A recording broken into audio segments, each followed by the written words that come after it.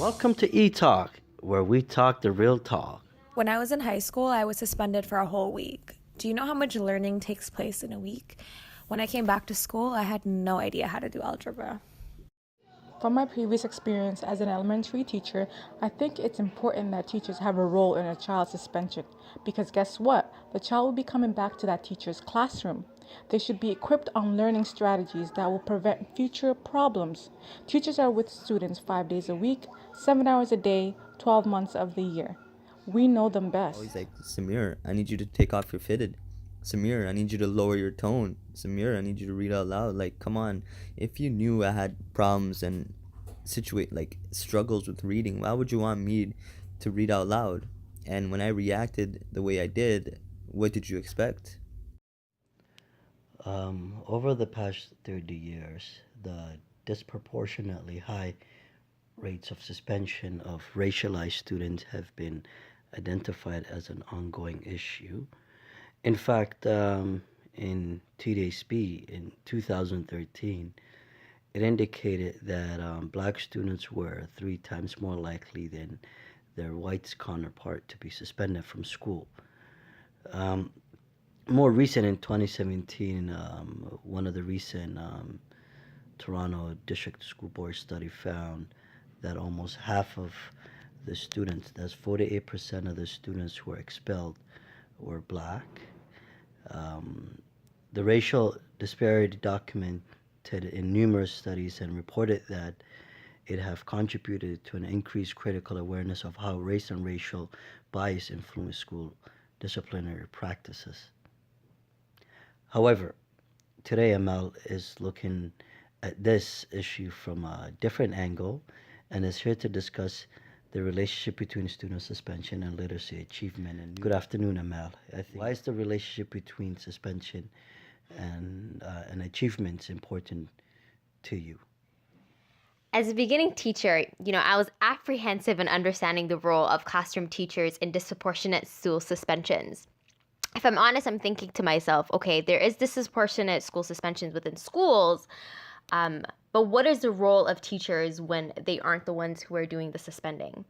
But this idea was shaken by my practical experiences in classrooms when I seen students who were sent out of the classrooms for misbehaving or had in-school suspensions. And one student in particular stood out to me, and he was a student who was in senior kindergarten. And the first 2 weeks that I was in a grade 2 classroom, his homeroom teacher would constantly send him out because he would be misbehaving. And the student would come into the classroom that I was in, and he knew exactly what was expected of him, which was to sit still, keep quiet, not interact with other students, and do his work. So the student would read, and then sometimes he would finish reading his books and he would ask for more books to read, and other times he would just stare at the cover of the book. But despite the fact that this child may have been misbehaving, for me, I knew that it didn't mean that he was incapable of learning. And at this point, I became more consistent in the search for myself to move beyond this punishment-based philosophy that when student is misbehaving, they need to be pushed away. That's interesting that you say pushed away. Yeah, but rather consider the ways classroom teachers can implement classroom practices to prevent undesirable behavior that can lead to suspension. And my entry point into this literature was analyzing suspension programs, evolving from this punitive model to what Haley and Watson referred to as a literacy enhancement model. And the question that guided my entry point into this literature was, how can literacy enhancement be used as a tool to empower and equip students with ways to problem solve, deal with conflicting situations, and proactively manage their behaviors that can be a barrier to their learning. Mm-hmm. Children with learning difficulties face the challenge of not only mastering schoolwork, but also secondary difficulties created by their own self-perceptions and views expressed by others. So not only are these students receiving comments about their work from their teachers, but they're also receiving comments of what's perceived to be unsuccessful work from their peers. Indeed. Well, I could imagine high school students must be concerned with this and her popularity and perception of others. But I can imagine that this can be the same case for a 5 year old to know or even care about what others think about You them. know, it's been assumed that children's opinions of others and their perceptions of themselves is not greatly affected by their success or failure in learning how to read. To the contrary, and this could be dated back to early studies in the 1960s, the works done by Davidson and Lang suggest that children ages 7 and younger have some awareness of their competencies and abilities. And to some extent, their sense of themselves is dependent on teacher and students' perceptions. Well, as a 24-year-old, Ali explained why. I would rather be known as the bad kid than, the slow kid that can read and write. Aaliyah, in her segment, suggested that she did not want to be known as the child who could not read. From this statement, it would appear that students who have challenges in readings feel isolated because their peers observe their learning difficulties in classrooms. Well, thank you, Maz. So, students who are developing reading comprehension skills might feel isolated and some might even act out of time. Yeah, like reading difficulties at a young age, if not corrected, worsens well into adolescence years. So the child is beginning to have a growing frustration that he or she might be further behind in his peers.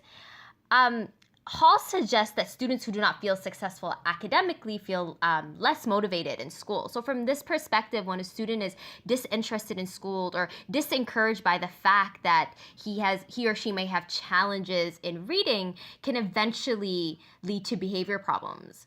You know, the unfortunate reality is that many teachers are unaware of the possible root of these problems and would assume that this child is being disruptive or that this is just another child who is at risk.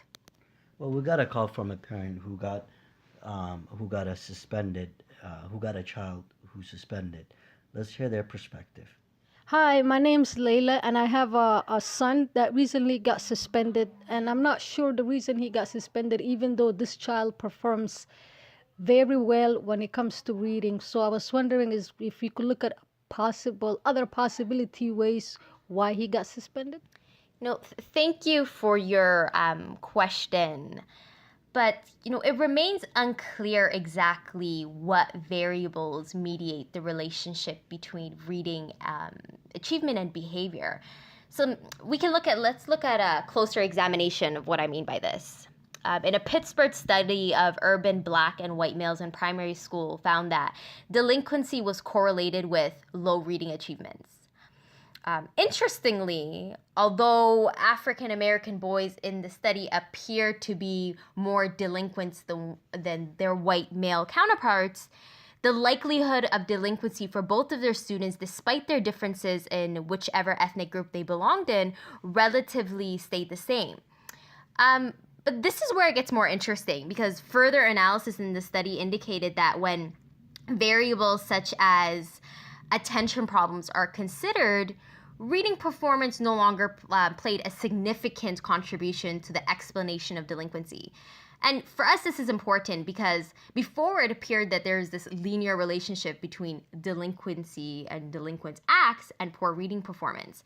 However, this relationship disappears when attention problems are taken into account. It becomes overshadowed, so to speak. Well, okay, hold up. So it seems that you're saying that reading achievement status does not guarantee prediction of suspension. Rather, the relationship appears to be more complex.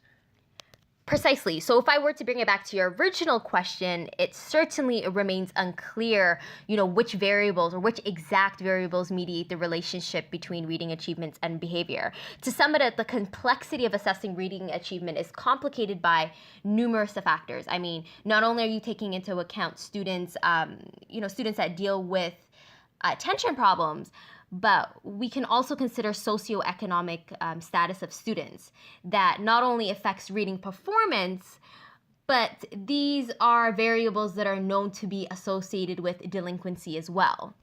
Hmm. So, is successful reading achievement related to a fewer suspension among African Canadian males? I love that question, and I'll tell you why. when studies about reading achievements are inclusive of African Canadian males, or for that matter, females, there appears to be this tendency for these groups to be studied through a deficit model. That there's this constant comparison between blacks and whites are regularly employed when achievement differences between these groups have already been well documented.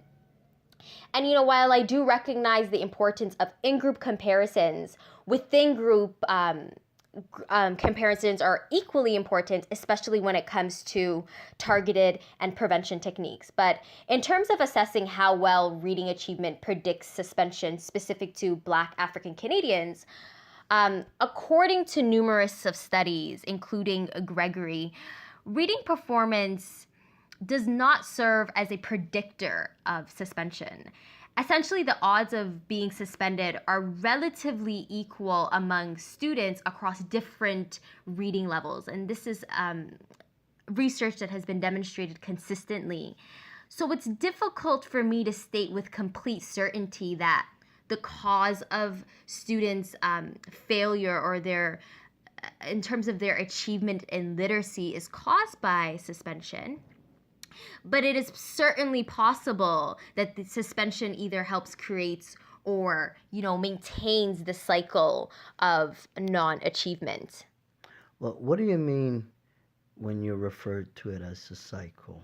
Like a cycle, like a series of events that regularly is repeated. Tazrenskoy suggests that when students are regularly frustrated by their learning outcomes, they may act out. This in turn might cause office deferrals, and when it's repeated, it might lead to exclusion in their academia, so suspension, and they fall further behind, and then it ends up as a result they become more frustrated. Well, if the proposed cycle does exist, is there a way out? And what is the role of the classroom teacher in this? That's a really good question, because I was recently working with the Care and Safety School Act, where the Caring, Safe, and Accepting team within the TDSB. The purpose of this team is to implement progressive discipline and intervention plans within schools. So, of course, they directly work with students who were suspended. And one of the interesting things that I seen happen was how this team expanded on conventional functions of reading. I mean, in this program, students who were suspended were not reading for the sake of reading, but it had almost a dual function. On the one hand, to act as a cognitive activity, and it served the purpose for reflection, for self-monitoring behavior. And this was indicated by not only the types of books that were within the classroom and within these programs, but also what the students were to do with the books when they read. Well, can you recall an instance where you felt that the students were learning about his or her mistakes through reading? There was this one grade 5 student, an African Canadian student that I had an opportunity to directly work with. And the student was in the program because he got suspended for constantly getting into fights. And he was given an opportunity to choose to read different books. And one of the books that he chose to read was a novel called The Writing Tiger by Evan Bunting. And the novel, have you heard of the novel before? Yes. Great. So for our viewers, I'm just going to quickly share what's it about. But the novel is essentially about a boy who's invited to go for a ride on a tiger, where everyone in the city begins to show the young boy, Danny, respect because he's, of course, on a tiger. Soon, Danny realizes it's not the respect that people are giving him, but he realizes that it's fear, and that it becomes a lot harder for him to get down the tiger than it was for him to climb up. And the intent of this was that the tiger was supposed to represent something else other than the tiger itself, like drugs, bullying, and gangs. So ultimately, the book was to promote discussions surrounding things like conformity, peer pressure, and temptation. Knauss argues that racialized students feel disconnected from what they're learning because they see their lessons are irrelevant to their lives. And this is important because if, in fact, reading achievement is connected to disciplinary outcomes, then I feel that it's very imperative that classroom interventions reflect an understanding of not only appropriate approaches, but also books that will be successful for the students' learning outcomes.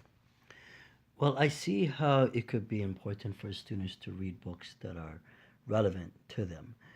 But what do the students you were working with at the program do after they finish reading, after he or she finishes reading the book? You know, I want to emphasize that it's not just what students are reading, but what they could do with the literature as a result. You know, Macmillan suggests that through reading, students are able to develop appropriate attitudes, feelings, and behaviors. And the student that I was working with, through the literature, was able to draw upon his own experiences to interact, recognize, and respond to the literature. And this was facilitated by reading comprehension questions like, compare and contrast the experiences, your own experience to the experiences of Danny in the novel. If you were to place yourself in Danny's shoes, what would you have done differently? Well, as a beginning teacher, Amal, what implication does students' suspension, literacy, literacy and numeracy achievements have on your classroom practices? For me, it's important to understand the fact that student achievement in different subject areas, including reading, can result in student misconduct. Literacy intervention is one way to not only improve literacy skills, but also a way for students to reflect and learn about disruptive behavior. Although it goes beyond the scope of this discussion, I begin to become curious about whether literacy intervention decreases disruptive behavior in classrooms. Right. But as far as classroom practices, I would implement intentional literacy books to help students learn pro-social skills and language to articulate their feelings and behavior. And as I reflect back at my experiences in the grade 2 classroom with the younger student that I mentioned would constantly get sent out, this is a student who was, of course, senior kindergarten, so arguably he was developing his ability to read. Alternatively, what I would have done for him is I would have allowed him to, or worked with him to establish dilemmas through roles, such as puppet shows in which he could discuss the feelings of characters and what each of the character might do. If students are feeling behind academically, a key area that they may be at risk of falling behind is reading. And most children who fail to overcome these problems either give up on school altogether or they mask their academic shortcomings by acting out. Of course, implementing comprehension or literacy strategies, such as reflecting on what students are reading, can inform meaningful relationships between the student themselves and the content of the book. Well, thank you very much, Amal. Really appreciate for your time. Thank you so much.